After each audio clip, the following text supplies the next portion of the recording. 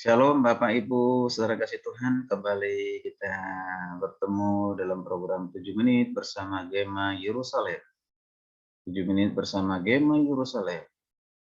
Mari kita melanjutkan renungan atau pengajaran firman Tuhan yang pasti memberkati kita sekalian, melanjutkannya itu siapa yang tinggal di Yerusalem baru. Siapa yang tinggal di Yerusalem baru atau di kota baru yang direncanakan dan dibangun dengan tangan Allah sendiri, dengan kuasa Tuhan sendiri. Haleluya, puji Tuhan. Pada hari pengajaran ini, mari kita baca firman Tuhan dari Ibrani 12 ayat 22 sampai 23. Ibrani 12 ayat 22 sampai 23, saya akan membaca firman Tuhan berkata demikian. Tetapi kamu sudah datang ke Bukit Sion, ke kota Allah yang hidup. Perhatikan, ke Bukit Sion, ke kota Allah yang hidup. Yerusalem surgawi, Yerusalem surgawi, dan kepada beribu-ribu malaikat, suatu kumpulan yang meriah. Lanjutkan ayat 23. Dan kepada jemaat anak-anak sulung yang namanya terdaftar di sorga, dan kepada Allah yang menghakimi semua orang, dan kepada roh orang yang benar, roh orang-orang benar yang telah menjadi sempurna. Haleluya, puji Tuhan. Nah, Bapak Ibu dan kasih Tuhan, kalau kita perhatikan dua ayat ini dalam kitab Ibrani pasal 12 ayat 22 sampai 23, kita bisa lebih memperhatikan lebih jelas bahwa dari ayat-ayat ini ya, penulis Ibrani hendak memberikan gambaran tentang apa? Tentang siapa-siapa yang menjadi penghuni atau siapa saja yang menjadi penghuni kota Yerusalem surgawi atau disebut dengan Yerusalem baru. Dan orang-orang Kristen Ibrani itu dikatakan telah datang kepada beribu-ribu malaikat.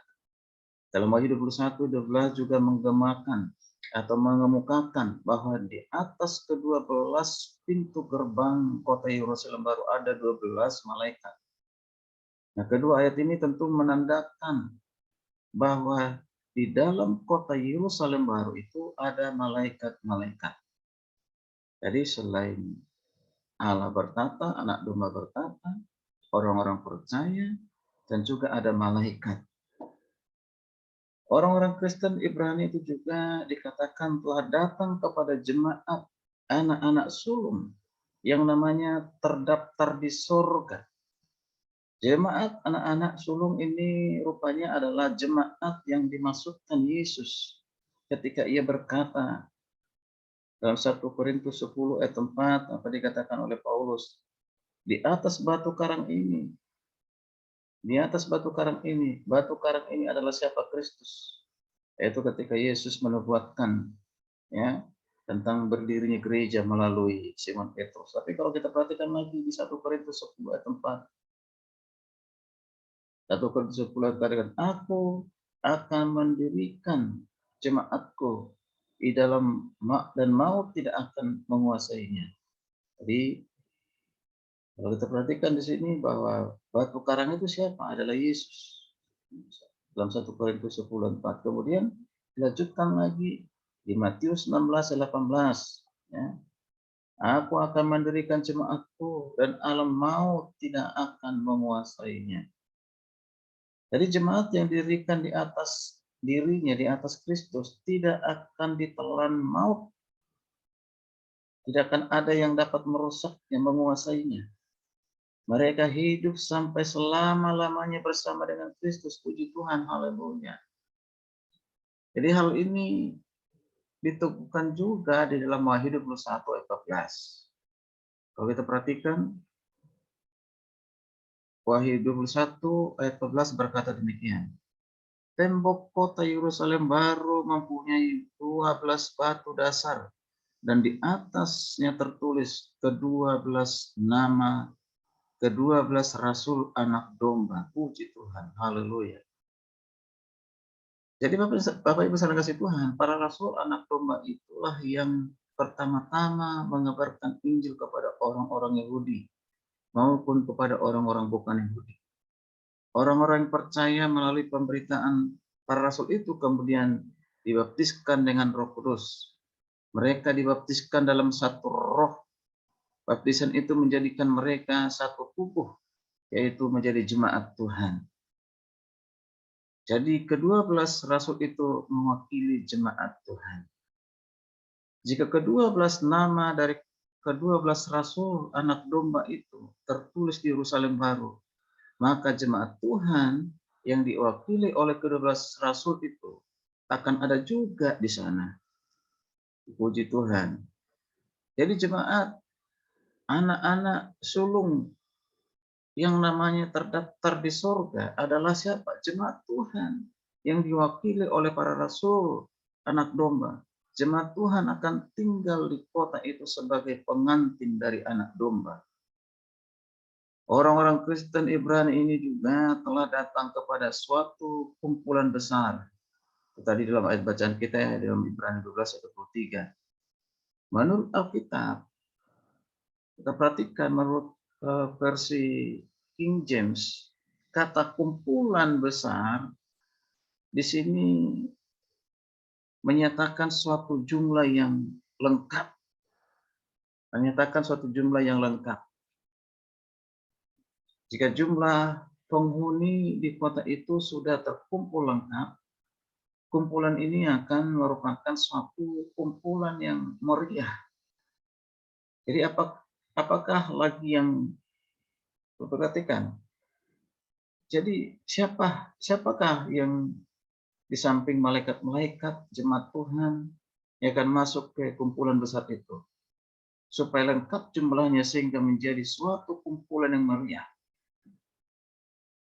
Maka perlu kita mengetahui bahwa yang melengkapi jumlah supaya lengkap ialah apa? Roh orang-orang benar yang telah menjadi sempurna. Roh orang-orang benar yang telah menjadi sempurna. Orang-orang ini ialah orang-orang kudus perjanjian lama. Iman mereka yang bertumpu kepada janji Allah. Namun mereka semua tidak memperoleh apa yang dijanjikan itu. Sekalipun iman mereka telah memberikan kepada mereka suatu kesaksian yang baik. Mengapa selama hidupnya orang-orang kudus perjanjian lama ini tidak menerima apa yang dijanjikan itu? Beginilah sebabnya janji Allah kepada Abraham serta keturunannya itu tidak terlepas dari kematian dan kebangkitan Kristus. Namun kematian dan kebangkitan Kristus terjadi lama sesudah orang-orang kudus perjanjian lama itu meninggal. Maka di dalam hidup mereka, orang-orang kudus perjanjian lama itu tidak dapat menerima apa yang dijanjikan itu. Kemudian di atas dirinya, Kristus mendirikan jemaatnya. Ini kata-kata yang sudah kita baca dalam Matius 19 dan 18. Yang akan hidup sampai selama-lamanya. Kristus dan jemaatnya tidak dapat dipisahkan.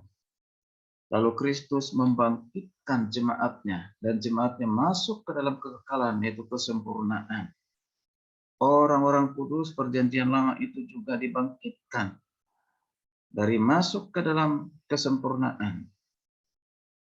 Jika jemaat Tuhan tidak dibangkitkan, orang-orang kudus perjanjian lama pun tidak dibangkitkan. Dengan demikian, kedua-duanya tidak akan masuk ke dalam kekekalan. Sebab Kristus adalah penghubung antara jemaat Tuhan dan orang-orang kudus perjanjian lama. Tanpa Kristus mereka semua tidak akan masuk ke dalam kekekalan. Demikianlah tanpa kita, demikian juga saudara kasih Tuhan, tanpa kita mereka tidak dapat sampai kepada kesempurnaan. Itu dikatakan dalam Ibrani 11:40. Jelaslah tanpa jemaat Tuhan, yaitu kita, orang percaya sekarang ini, orang-orang kudus perjanjian lama itu dikatakan kata mereka di 40, tidak dapat sempat, ya, tidak dapat sampai kepada kesempurnaan. Bapak Ibu saudara Tuhan, oleh karena itu iman mereka kepada janji Allah, orang-orang kudus perjanjian lama itu menjadi orang benar ketika mereka mati, mereka disempurnakan oleh karena iman mereka. Mereka tinggal menunggu saja kebangkitan mereka untuk masuk ke dalam Yerusalem baru. Terima kasih Tuhan. Demikianlah ia disebut sebagai roh-roh orang benar yang telah menjadi sempurna di dalam Ibrani 12:23 yang sudah kita baca. Jadi adalah orang-orang kudus yang dalam perjanjian lama. Orang-orang kudus dalam perjanjian lama ada di Yerusalem baru. Diteguhkan juga hal ini di Wahyu 21, 12 nanti Bapak Ibu silakan bisa baca. Di atas ke-12 pintu gerbang itu ditulis nama ke-12 suku Israel. Nama-nama ini menyatakan bahwa di dalam kota itu tinggal orang-orang kudus Israel. Orang-orang kudus perjanjian lama bukan saja terdiri dari orang Israel, melainkan juga dari suku bangsa lain seperti ada Nuh, Henok, Naaman, Ayub, dan sebagainya. Orang-orang kudus masa kesusahan akan tinggal juga di Yerusalem baru setelah dibangkitkan. Mari silakan baca dalam Wahyu 20 ayat 4. Jadi Bapak Ibu saudara kasih Tuhan, demikianlah bahwa di Yerusalem baru atau di Yerusalem surgawi siapa yang tinggal? Yang ditinggal di sana adalah ada Allah dan Anak Domba beserta malaikat-malaikatnya. Ada jemaat Tuhan, ada orang-orang kudus dalam perjanjian lama, dan juga ada orang kudus masa kesusahan. Maka singkatnya, semua orang yang mendapatkan bagian di dalam kebangkitan, ya pertama akan tinggal dalam kota Yerusalem baru. Dia bersama-sama dengan Allah, bersama-sama dengan domba, bersama dengan para malaikat. Puji Tuhan, haleluya. Berbahagialah kita yang sudah percaya kepada Kristus, percaya kepada kematian dan kebangkitannya, dan kita orang-orang yang akan masuk di dalam kota Yerusalem atau tinggal untuk selamanya bersama dengan Tuhan, bersama dengan Anak Domba di kota Yerusalem. Puji Tuhan, puji Tuhan. Mari kita persiapkan diri kita untuk memasuki dan tinggal di kota Yerusalem baru itu dengan menanti merindukannya. Tentu kita terus beritakan tentang Kristus Yesus adalah Tuhan, Juru Selamat, adalah jalan kebenaran. Kita beritakan karena dengan cara itu orang mendapat percaya, dan ketika dia sudah percaya kepada Kristus, percayakan kematian dan kebangkitannya, maka dia akan menjadi penghuni Yerusalem baru. Puji Tuhan, haleluya. Kiranya renungan ini menjadi berkat bagi kita sekalian. Silakan dibagikan kepada yang lain supaya lebih banyak lagi diberkati. Supaya program ini bisa berkelanjutan, jangan lupa mohon bantu di subscribe. Puji Tuhan, shalom. Tuhan Yesus memberkati kita sekalian. Haleluya. Amin.